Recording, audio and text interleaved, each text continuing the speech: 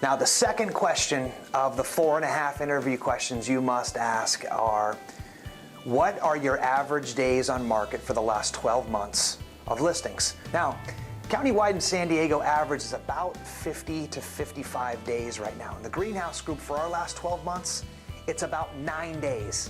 And the median is actually only 7. Now, what does that mean? Does that mean we're just gonna Jones and grab the first offer that comes along? No, that's not necessarily the goal. Better said, it will never be efficiency at effectiveness' sake, right? But there is a law of diminishing returns when it comes to days on market. And it's an easy chart to follow. Why? Because in my experience, it's a regressive line. The longer it takes, the greater the challenge to secure the right avatar of buyer at the right price to make you move with the most favorable terms available. Here's what's being said with these numbers. And this one should be pretty easy, right?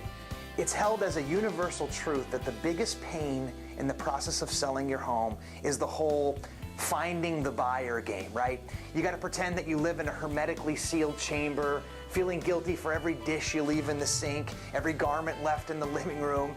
And then there's the actual showings, right? I mean, you got to get the kids and then the pets, and then there's the dude that just shows up unannounced at like dinner time, claiming he was just in the neighborhood and saw the sign, right?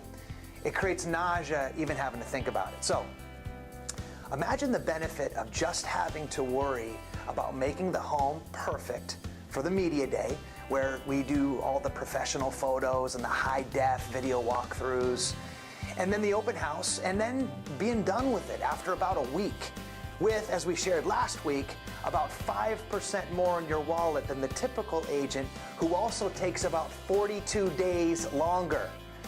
I invite you to subscribe below and tune in for the third installment of the 4.5 questions you've got to ask before you ever hire an agent. That's coming next.